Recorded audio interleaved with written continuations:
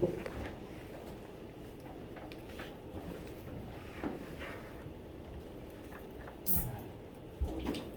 day, everyone. How are you guys doing? Glad to hear.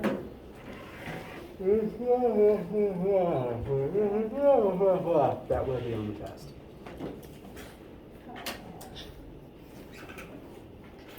It's too early for me to try, apparently.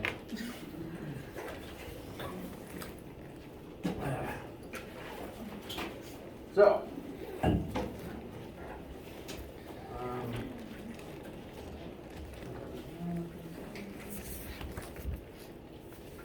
minor restatement of a few things. I'm probably going to repeat myself a lot of times in this class. You have been warned. No lecture next Monday, because Labor Day is a thing.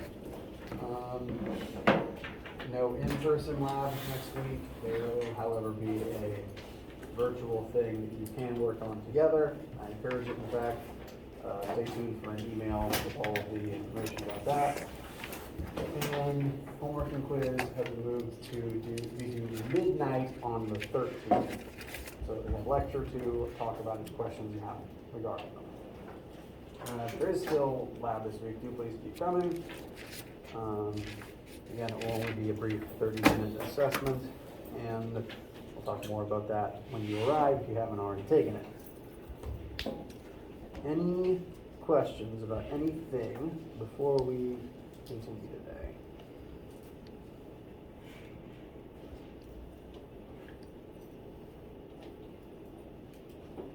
Okay. Do please ask your questions at any time as you have them. Now, I wanted to say yesterday, Monday, we started looking at our first formulas, our first measurements for motion in one dimension. We're going to continue that today, looking at the last two formulas of the quartet you are seeing on screen. For as longer than I have been at all affiliated with this school, and I started here in 2010, this department has been referring to this quartet of formulas as the Fantastic Four, because they are themselves four very useful, very foundational formulas for describing motion. I didn't pick the name, it's just now permanently ingrained in my head because my professors keep using it. And welcome to the club. So, the first two we have already talked about, A equals V over T, A equals V over T, and above it, V equals X over T, or D over T, however you want to write it.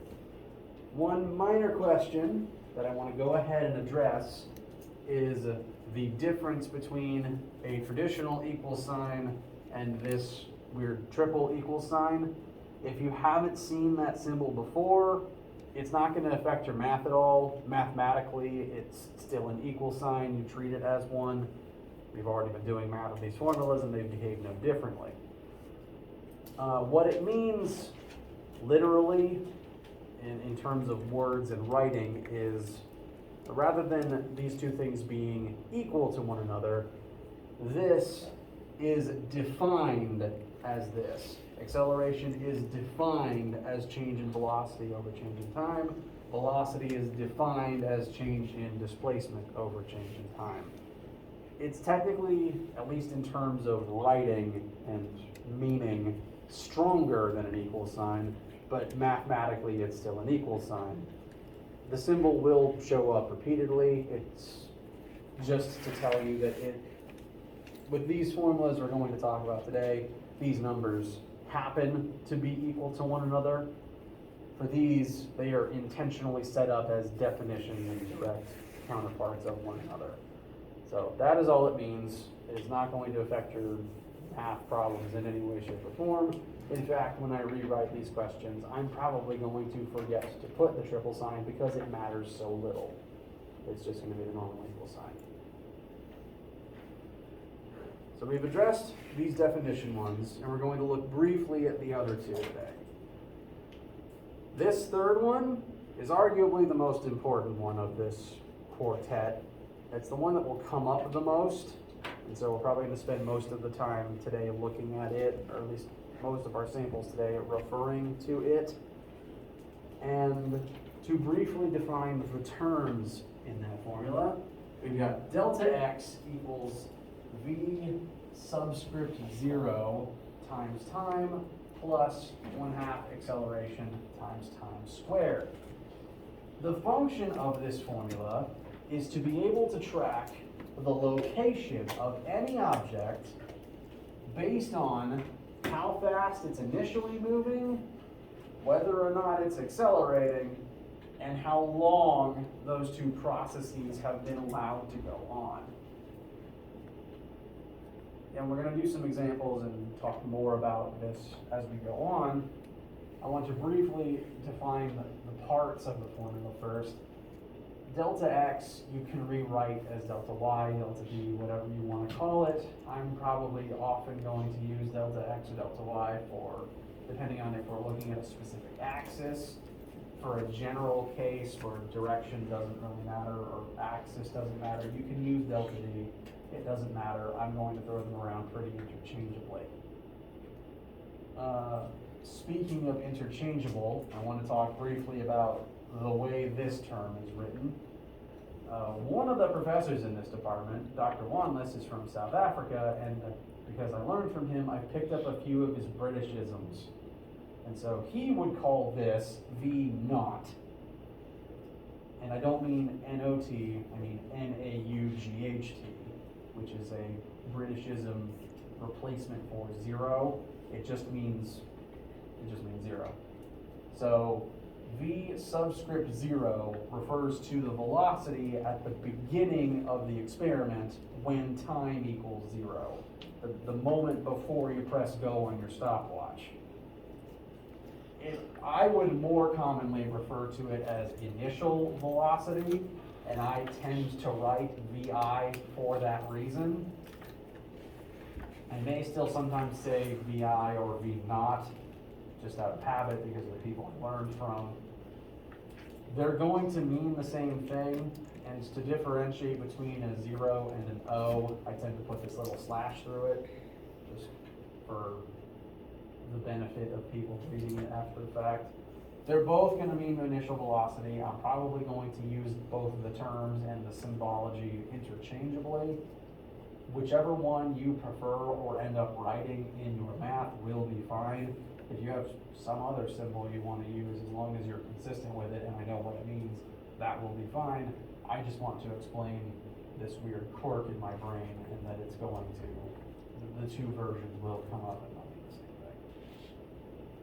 So, where an object ends up depends on how fast it was moving at the start of the experiment, how long time it has been allowed to keep moving at that velocity, and whether or not it has been accelerated during that amount of time.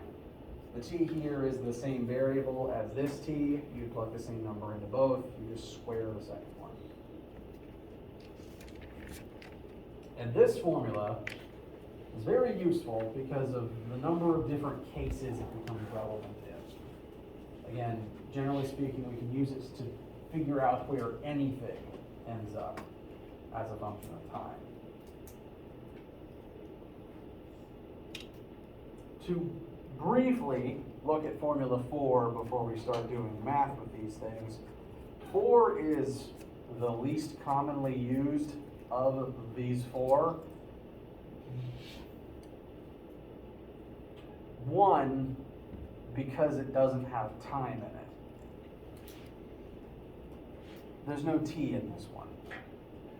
And most questions that you're going to do in here will either have a time in it or ask you to find time. And Formula 4 is just pointless for either of those.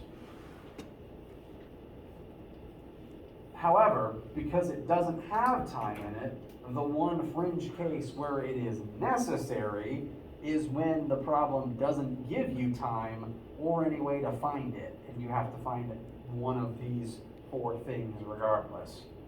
So it comes up very infrequently, but when it does come up, it's the only thing that works. So it is very worth having in your notes. We're going to use a couple of these in a couple of different ways. Any questions before we move on to some samples? Okay. So, a couple of quick ones. Let's say you are driving at 55 miles per hour for 23 minutes. How far have you traveled in that amount of time?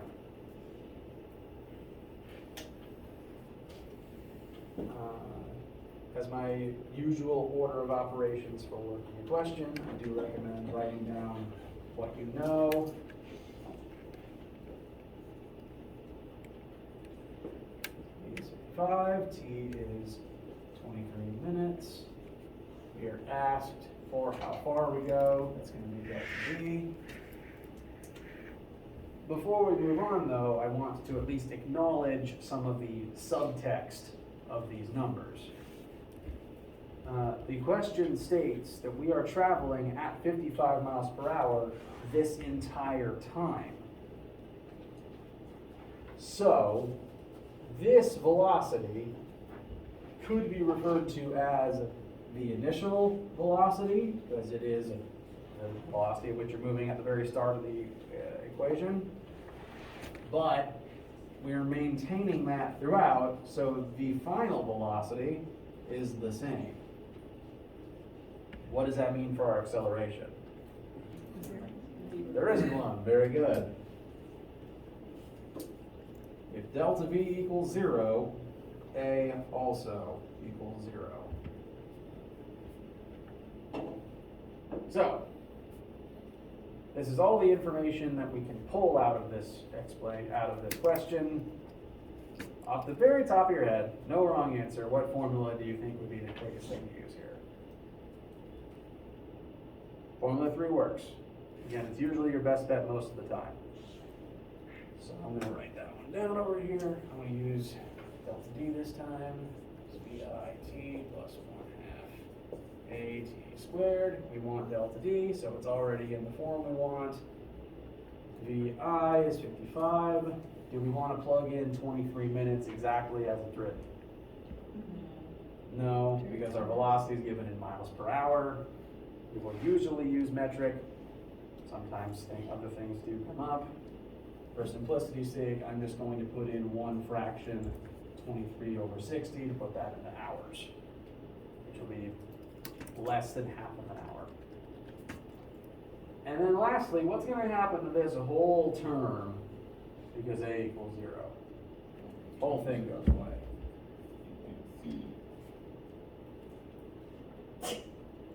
Gesundheit. As you guys are finding the final number, I want to acknowledge that when A equals 0, what? Does it reduce the formula down to something that looks familiar?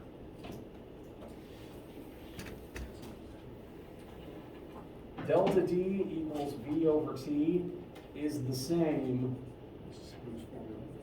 Exactly. It's just Formula 1 again. I successfully didn't write on myself.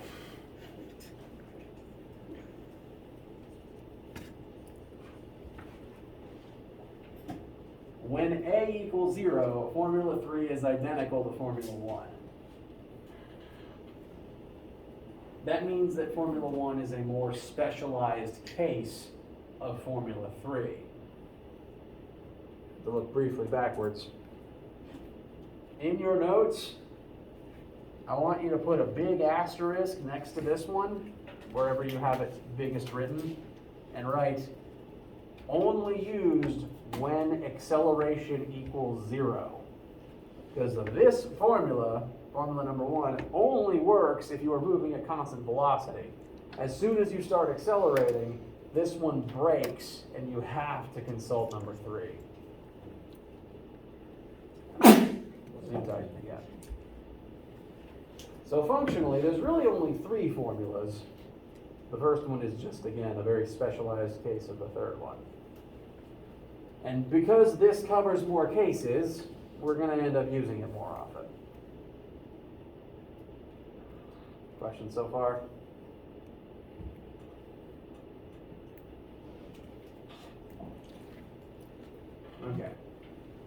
final number here, I believe, is about 21 point something. 0.08.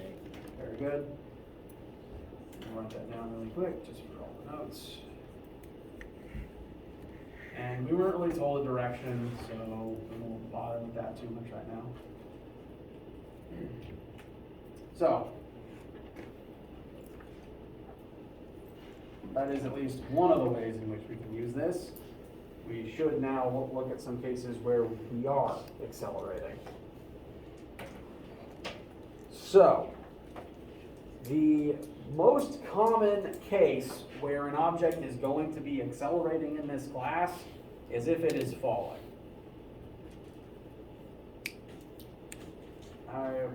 This might be a tangent, but I want to go ahead and address that. Because gravity is kind of weird. Gravity is very weird. I'll go ahead and admit that. In this class, this number is going to show up a lot. I don't require you to memorize any constants or formulas. You will have a formula sheet with all of that on it. But if you don't already have this figure for the acceleration of gravity etched into your brains, it will be pretty soon, just because of how often it's going to come up. But I want to make it clear what that number actually represents. When an object is falling near Earth's surface, and I'm going to use the term near or on Earth's surface to refer to basically any place you guys are ever going to find yourselves unless you're an astronaut or a deep sea diver.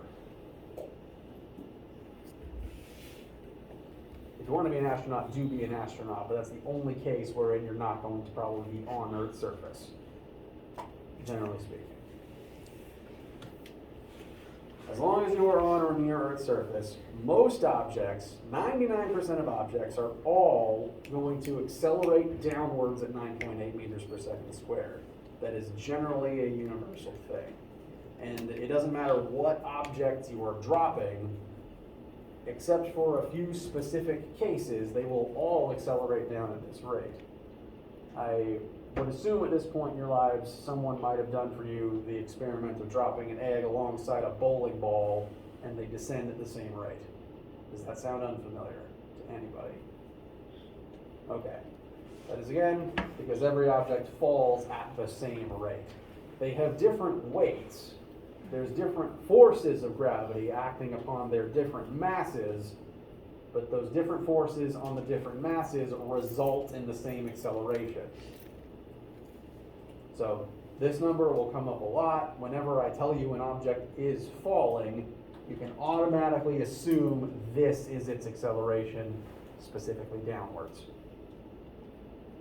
The one time where that won't be the case is in the case of an object that has little mass and large surface area, because then you get a parachute effect and wind resistance starts making things muddy. Which is why we're not going to bother with those questions, because wind resistance is a pain and a half to calculate. So we're not going to do it. We will ignore wind resistance. Everything that I tell you is falling has this number. Tangent concluded. Back to math.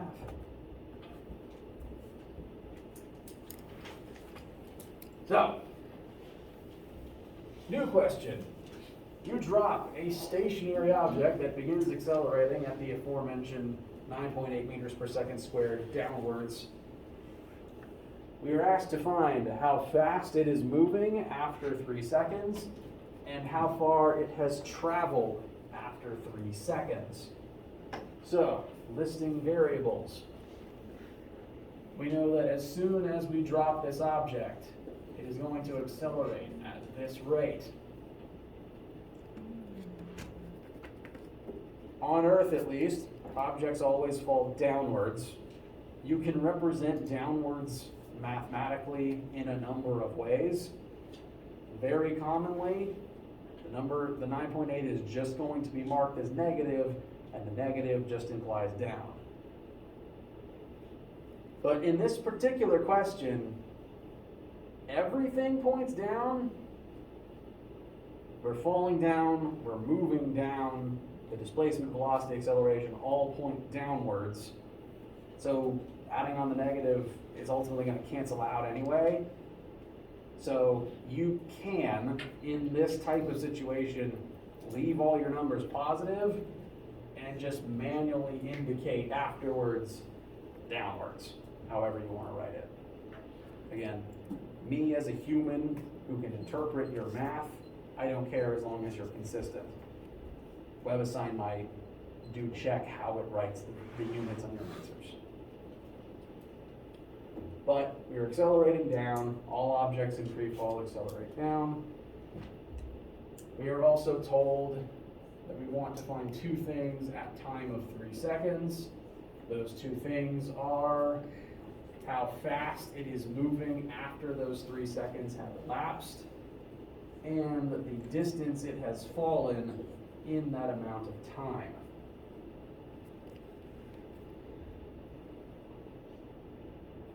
I want to at least address one more unspoken variable as a part of this. Sometimes this number might be unspoken. If you are told falling, you can automatically assume this. But another thing you can assume is if you drop an object that begins stationary, we can assume its initial velocity was 0. It's not that much of a leap. We're told stationary. The number, it just doesn't expressly state with numbers VI equals 0. I just wanted to address it. So those are the 3 things we're told and the 2 things we want to find. And with our formulas, we can ultimately set about finding either of these answers in any order we want, using any combination of the equations that we want to. I've been talking pretty commonly about number 3, so I'll put that up on the board and we'll see what we can use it for here.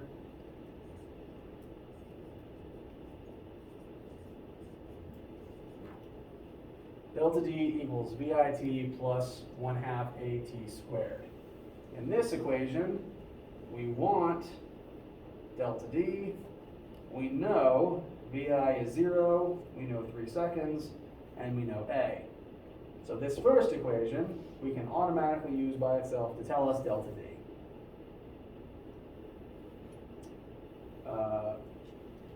Again, might not be the first thing the question asked for, but it's okay to go out of order.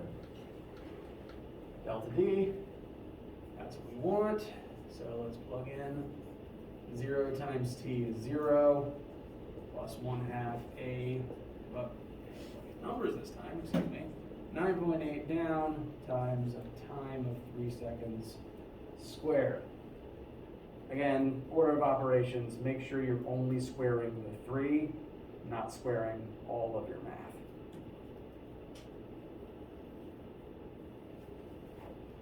And so what does that tell us for how far this, I'm just going to call it rock. How far does the rock fall in 3 seconds? 44.1. Very good. 44.1 meters.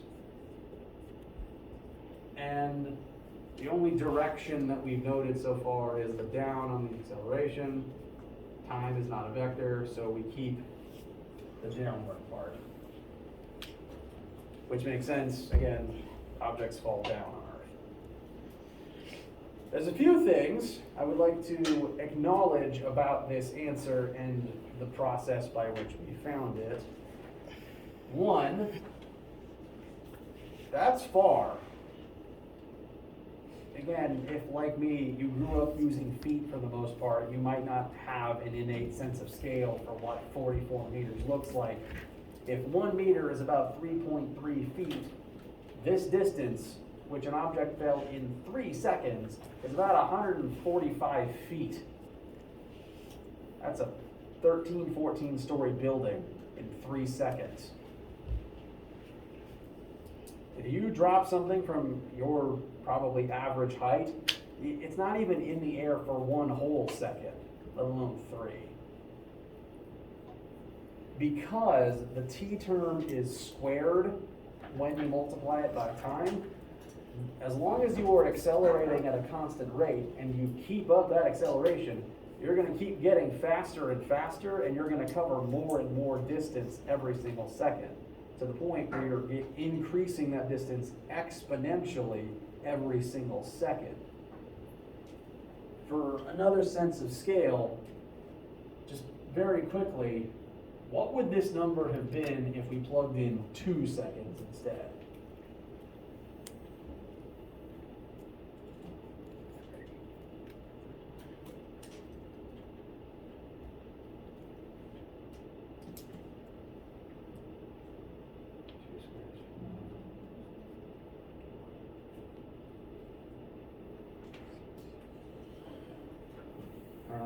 I remember it, and please correct me if I'm wrong, being about 19 meters. Is it 19? 6, thank you. And then, again, what would it be if we let it keep going to 4 seconds?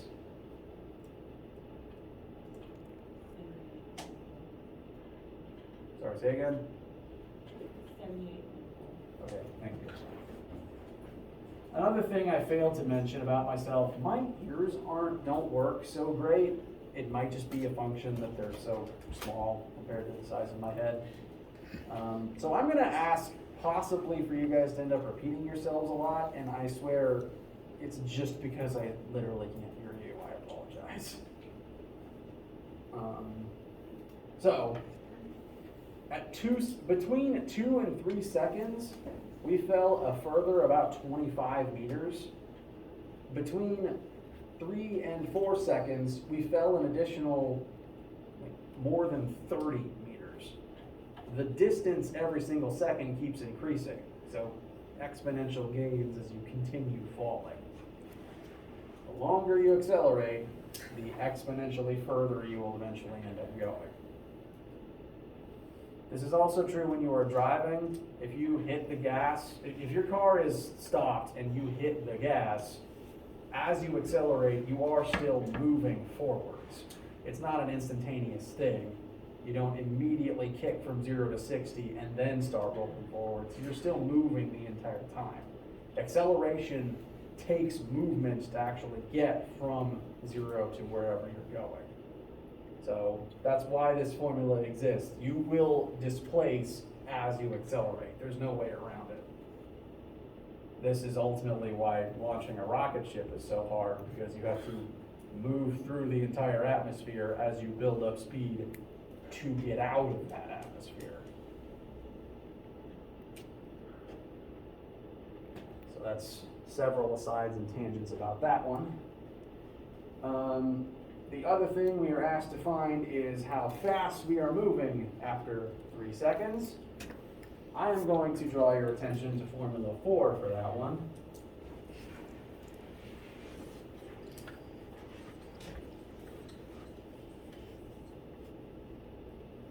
And we know time, so we don't have to turn to this one. But now that we've found delta D, the only unknown remaining is Vf. So we can use this one to find our final velocity.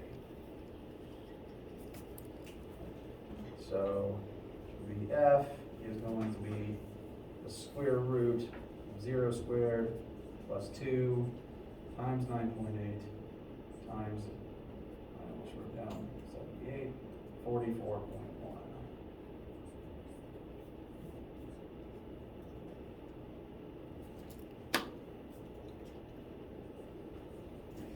What does that give us for the final velocity of this falling object?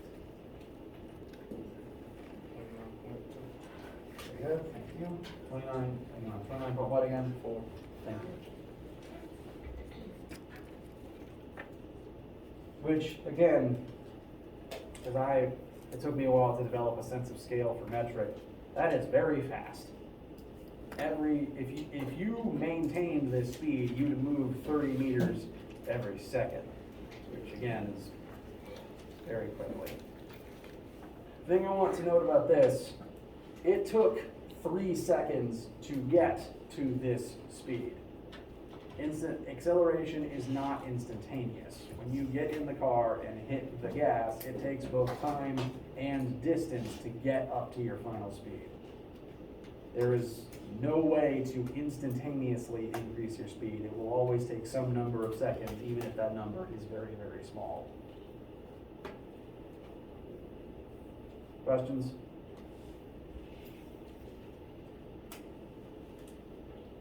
Okay. It is 11, so this is a good time for a quick water, refreshment, bathroom, etc. break. Whatever you need.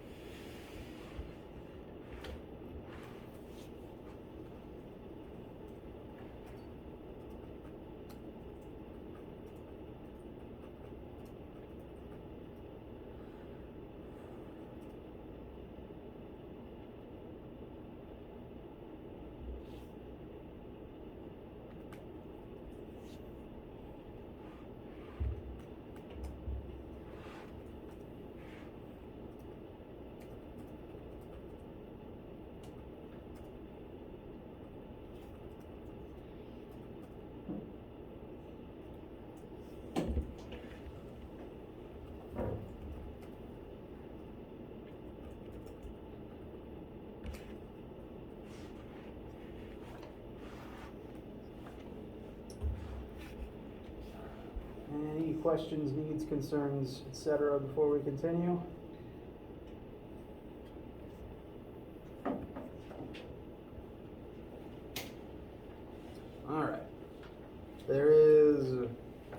been one more thing on this slide, a concept question that I would like to address because it's kind of foundational to the definition of acceleration.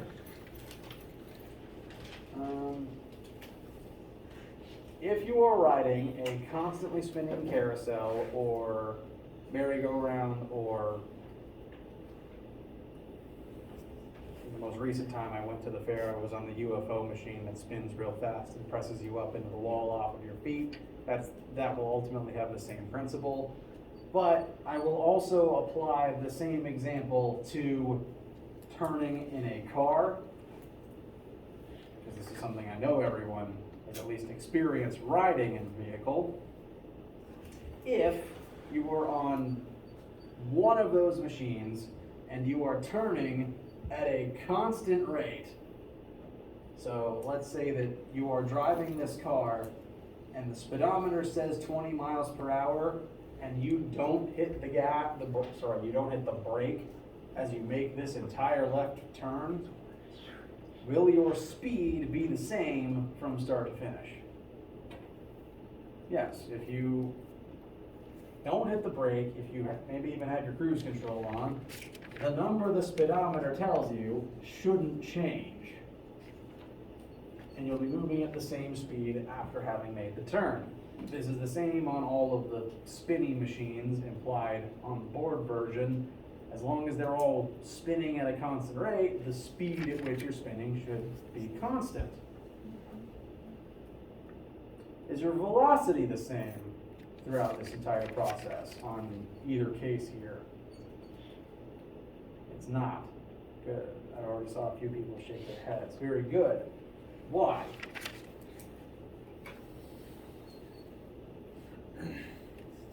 Velocity has direction. Correct. This is kind of going to introduce us to the idea of two-dimensional motion. Velocity has direction, and acceleration is defined as change in velocity. If you change directions, you technically changed your velocity. And if the velocity changes at all, you technically accelerated.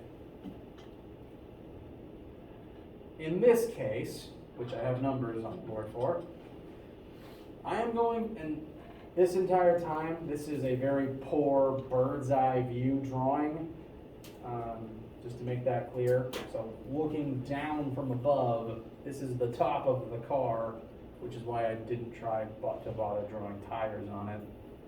Top view of the car, moving forwards, and then turning, and now going that way. If we were to apply L standard coordinate system to this, we could describe this 20 miles per hour in terms of X and Y coordinates. Would this 20 be, what axis would this 20 be in? Positive Y. And if all of this 20 is in the positive Y, that leaves nothing for the X-axis. So, two-dimensionally speaking, the velocity of this car would be 0, 20 at the start. How does that change after we turn? Very good. We are now moving in the negative X direction and not moving at all in the Y direction. So we have changed our velocity. Our X speed went from 0 to negative 20. Our Y speed went from 20 to 0. That is an acceleration. And you felt this. Again, you might not have ever put numbers or thought to it, but you have felt this before, because when you turn in a car, whether you're the one driving or not, you feel something, right? You tend to feel like when you turn the wheel really hard, it kind of feels like your body's being pulled away from the way you're turning. Has anyone ever felt that before? Random nodding, very good. This is getting a little bit ahead of things, but that force that you felt is due to the acceleration. Famous formula that we're going to use a lot in here, F equals ma. In order to turn, there is some force acting on your mass causing that acceleration. you felt that force causing you to do this acceleration.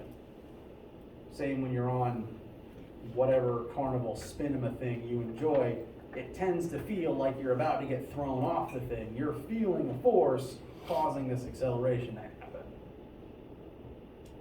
So, any change in velocity is technically an acceleration, and shortly, Friday, we're going to begin looking at two-dimensional motion like this. Questions? Okay.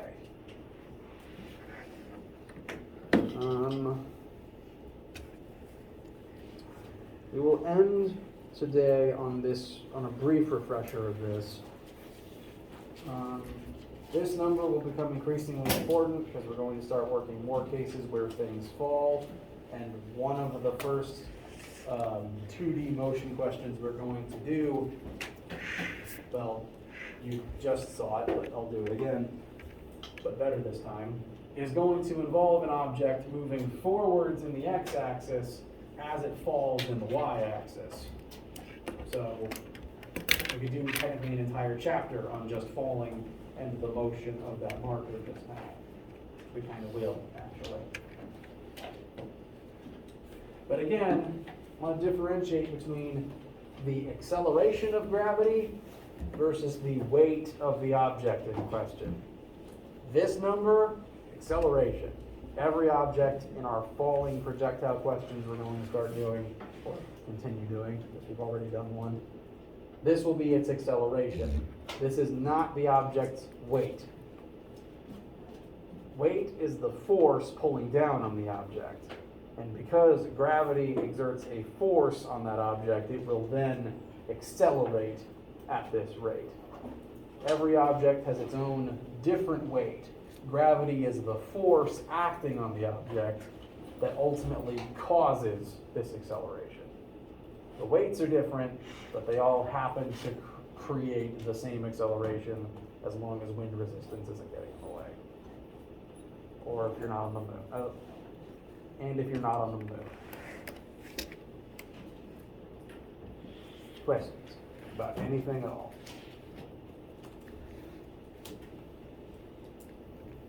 Okay. That's everything we needed to cover today. So do please begin packing up. Don't let my rambling stop you from packing or leaving. Again, you can technically leave any time. I won't keep you here for any reason. Have a wonderful day. Do please keep working on your web assignment homework. Let me know if you're still having any issues. I've already been yelling at Cengage to help people with the problems that they're having. If you're not in the class yet on web assignment, please let me know. Do start the homework. And have a wonderful day. Stay hydrated. Stay out of the rain. Looks like it's going to rain any minute.